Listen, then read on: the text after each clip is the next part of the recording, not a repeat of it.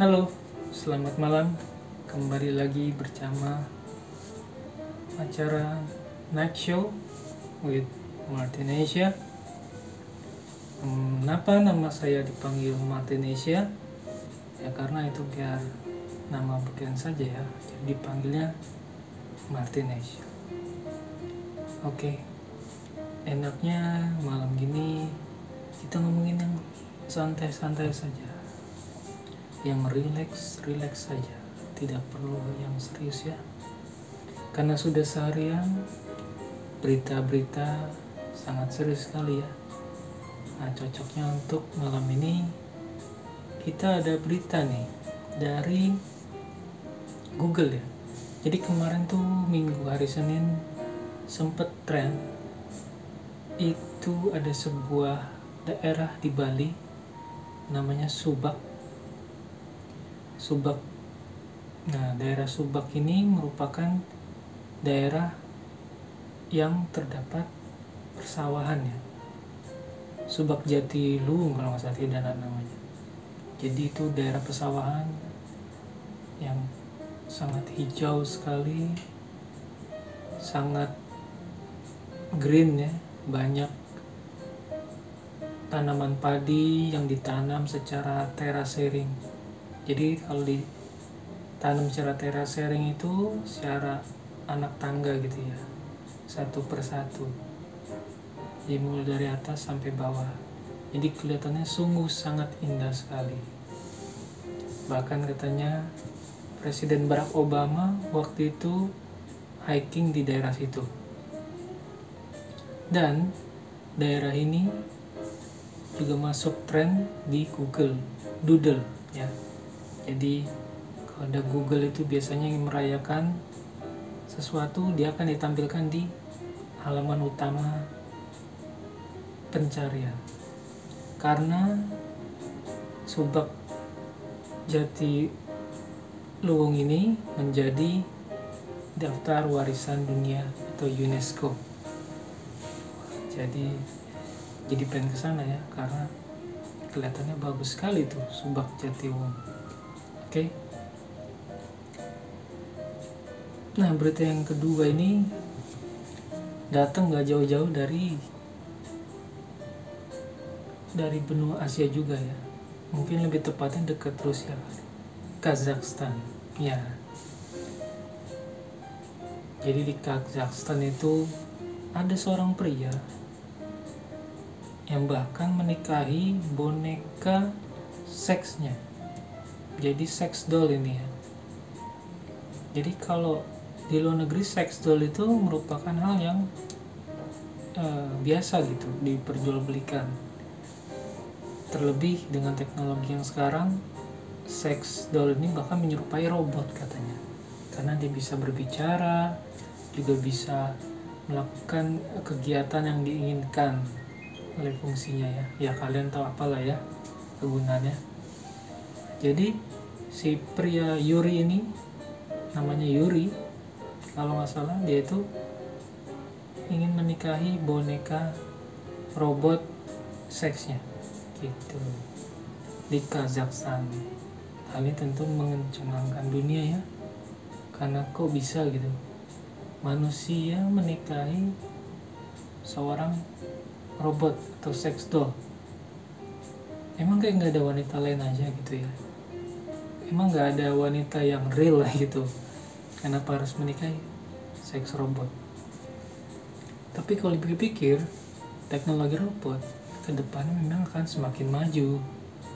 Ya, bahkan bisa menciptakan robot wanita ataupun robot pria sesuai dengan keinginan. Dan terlebih di masa ini mungkin saja menjalin hubungan itu sangat sulit ya. Karena mungkin ya faktor uang, faktor umur, banyak faktor dan pertimbangan faktor kesempurnaan ya. Mungkin karena orang zaman ini mencari kesempurnaan, dan kesempurnaan itu yang sebetulnya tidak ada kesempurnaan itu, hanya mungkin manusia mencari sehingga terciptalah robot sex doll ini sesuai impian seseorang, bahwa yang cantik itu seperti apa, yang cakep itu seperti apa, maka dibuatlah sex doll ini ya. Saya sendiri pun menyangkal nih hal yang salah ya gitu ya. Harusnya penilaian dari cantik atau cakepnya seseorang itu bukan dari apa ya, mukanya atau fisiknya ya. Ya memang kita akui sih secara ini fisik yang pertama dilihat gitu ya, baru ketertarikan ya. Tapi sebenarnya yang penting itu personality, human between human. Dan yang ketiga mungkin baru harta gitu ya. Jadi jangan sampai kebalik-balik gitu ya kalau menurut saya ya. Jadi ya fisik harusnya didahului oleh personality atau kepribadian. Nah, robot ini menurut saya personality nggak bisa didapatkan di robot, hanya bisa didapatkan di manusia asli. Sementara robot penampilan iya oke, robot lah mungkin bisa menangnya. Tapi kalau personality human tetap number one, nggak bisa digantikan oleh robot gitu. Jadi istilah menikah dengan robot atau dengan robot seks itu menurut saya kurang bijak ya.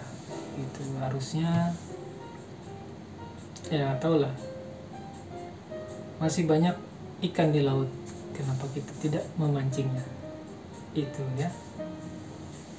Oke, berita ketiga ini ya kita santai saja lah. Sebetulnya ya banyak berita tentang corona ya, masih banyak berita. Tapi kita ngomongin yang di Amerika saja, oke? Yang di Amerika ini katanya ada semakin banyak yang terinfeksi. Dikarenakan apa? Bahkan presidennya pun tidak mau memakai masker. Jadi katanya kalau pakai masker itu merupakan simbol perlawanan, simbol dari satu partai Demokrat gitu. Walaupun sebenarnya semua para ahli bilang kepada Presiden Trump ini, Presiden Amerika, bahwa itu harus dilaksanakan menjadi pasti gitu. Tapi karena setengah-setengah, jadi semua warga Amerika dibebaskan untuk tidak memakai masker. Ya akibatnya sesuai dengan dugaan ya, semakin banyak yang tertular. Oke, tertular corona. Ya begitulah. Nah menurut saya sih itu manusia memang bodoh sih gitu kadang-kadang ya. Kita tidak sering mendengarkan ilmu pengetahuan itu. Kadang kita mengedepankan ego masing-masing dan kesimpulan masing-masing bahwa itu benar dan salah. Oke? Ya, kita juga tidak tahu yang mana yang benar yang salah ya. Tapi tetap aja kita harus punya prinsip.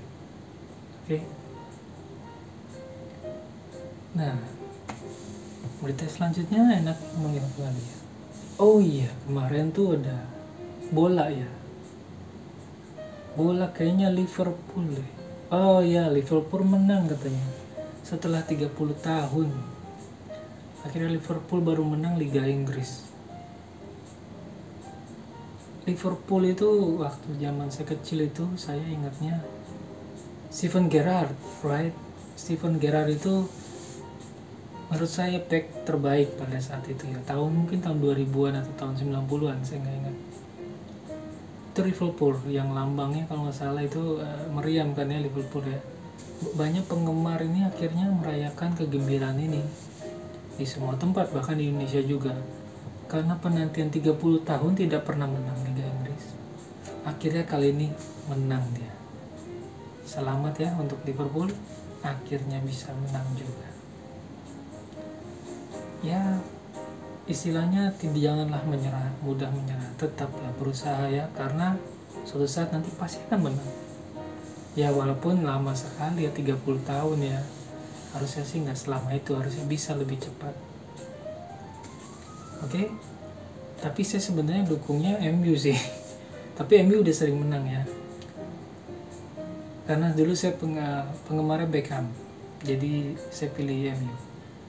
Oke, tapi sekarang ya MU kan sudah beda lagi ya. Sekarang ada Manchester City, ada yang hebat-hebat yang keluar lainnya ya. Saya juga tidak mengikuti perkembangan bola juga. Oke, tapi selamat ya Provisiat buat Liverpool dan penggemar-penggemarnya.